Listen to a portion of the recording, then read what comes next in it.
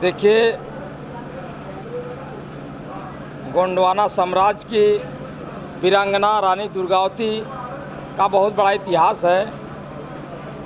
इन्होंने अंग्रेज़ों से लोहा लेते हुए अपने प्राणों की आहुति दे दिया और उनके हाथों बलिदान नहीं हुए, स्वयं को वो बलिदान अपने हाथों से बलिदान होने का काम की और आज इस देश को, इस अपने समाज को बचाने के लिए, देश को बचाने के लिए उन्होंने कुर्बानियाँ देने का काम किया था। लेकिन जिस तरह से आज़ादी की लड़ाई में हजारों लोगों ने अपनी आहुति दी, शहीद हुए और आज हम देश में आज़ादी की सांस ले रहे हैं, लेकिन आज क्यों ऐसी स्थिति है कि लोग विभक्त होते जा रहे हैं? उस समय एक रूप से आज जाति, संप्रदाय और धर्म में क्यों लोग बढ़ते चले जा रहे हैं, खासतौर से राजनीति करने वाले? देखिए, राजनीति से इसको नहीं जोड़ना चाहिए, क्योंकि हर वर्ग के, हर समाज के लोगों ने इस देश को बचाने के लिए कुर्बानियाँ देने का काम किया और इसको राजनीति से इसको नहीं जोड़ना चाहिए। आज सम्मान समारोह किए हैं, उसमें क्या है? आज काशी की धरती पर वीरांगना महारानी दुर्गावती का आज जन्म जयंती है। उसी के उपलक्ष्य के अवसर पर यह कार्यक्रम आज काशी में रखा गया है।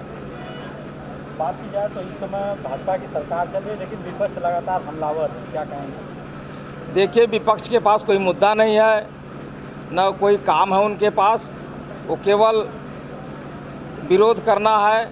क्योंकि आप सब देख रहे हैं कि जो आज देश में, चाहे प्रदेश में, जो आज विकास हो रहा है इतना तेज़ी के साथ, तो इसको लेकर के सारे विपक्षी के लोग घबराए हुए हैं। इसलिए वो जो है कि इस तरह का अनाप शनाप बयानबाजी करते रहते हैं। बात की जाए तो बिहार में जनगणना हो गई है, तो क्या लगता है कि यूपी में भी जनगणना होनी चाहिए?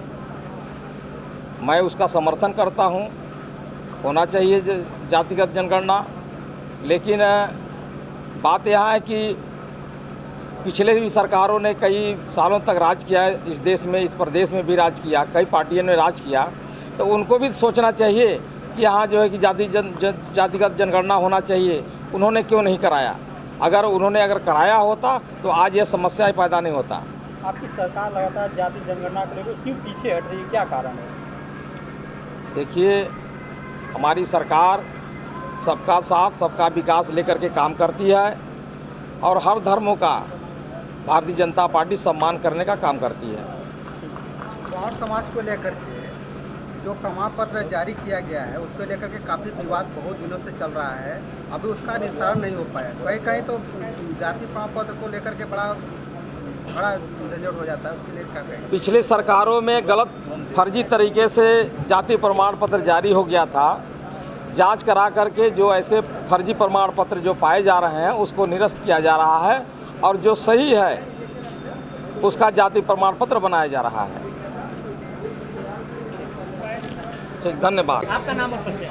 मेरा नाम शिव कुमार खरवार राही है। मैं काशी क्षेत्र में क्षेत्रीय उपाध्यक्ष हूँ, भारतीय जनता पार्टी अनुसूचित जनजाति मोर्चा। आज किस तरह का आयोजन किया गया है और क्या मोटिव है? देखिए, हम अपने महारानी वीरांगना जो है उनकी 499वें जयंती समारोह मना रहे हैं। चूँकि पूर्व की सरकारों ने या ट्राइबलों को बहुत बांटने छांटने का काम किया है, वो बार बार ये जो हमको बार बार जो शूद्रों की श्रेणी में डालते हैं, ये हमारे लोग के लिए बड़ा चिंताजनक विषय होता है। क्योंकि जब देश आज़ाद नहीं हुआ उसके पहले भी हमारी वीरांगना रानी दुर्गावती, हमारे भगवान बिरसा मुंडा, सिद्धो कान्हू, अलियार बलियार, नीलांबर पीताम्बर, तमाम ऐसे सैकड़ों क्रांतिकारी नेता हुए जो अंग्रेज़ों को दांत खट्टे किए और अंग्रेज़ों को स्वीकारना पड़ा। जैसा बंद करवा दीजिए। अंग्रेज़ों को दांत खट्टे कर दिए, उनको स्वीकारना करना पड़ा कि नहीं, ट्राइबल इस देश का वो सबसे मजबूत संख्या है और मजबूत जाति है, लड़ाकू जाति है, और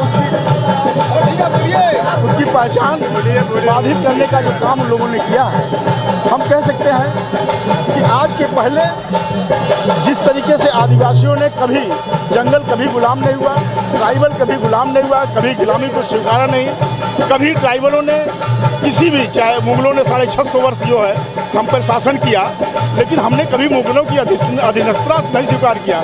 हम लोग मुगलों को पछाड़ने का काम किया, मुगलों को भगाने का काम किया, मुगलों को तमाम तरीके से चुनौती दिया। और अंग्रेजों ने 1871 में पहला, 1925 में अंतिम रूप से क्रिमिनल ट्राइब्स एक्ट लगाकर हमारे लोगों को देखते ही गोली मार देने का आदेश जारी किया और अपराधी घोषित किया। उसके बाद भी ट्राइबल समाज कभी जो है अपने आप को असहाय महसूस नहीं किया, इस प्रकृति का संरक्षण किया, इस देश का संरक्षण किया, लोगों को सहयोग किया और देश को कंधे से कंधा मिलाकर अपनी भूमिका निभाई, अपने कार्यों को ईमानदारी पूर्ण किया। तो ट्राइबल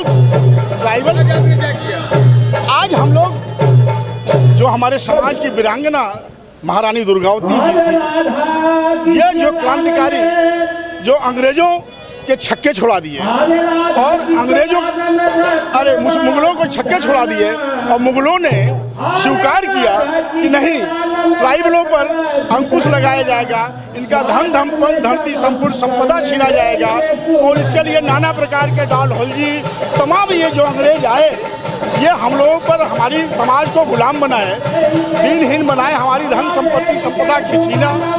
यही नहीं, आप जान सकते हैं कि सोनभद्र में 9.5 टन का भगवान कृष्ण का सोने का मंदिर हुआ करता था।